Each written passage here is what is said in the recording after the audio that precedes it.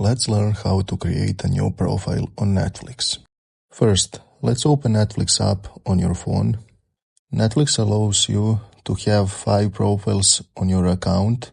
If you already have 5, you first need to delete some profile, but if you don't have, like me, you can see a square button where is written Add Profile and click on it.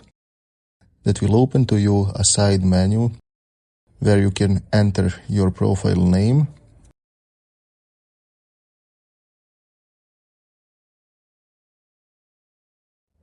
When you are enter it, click on Profile Picture and you can change profile picture.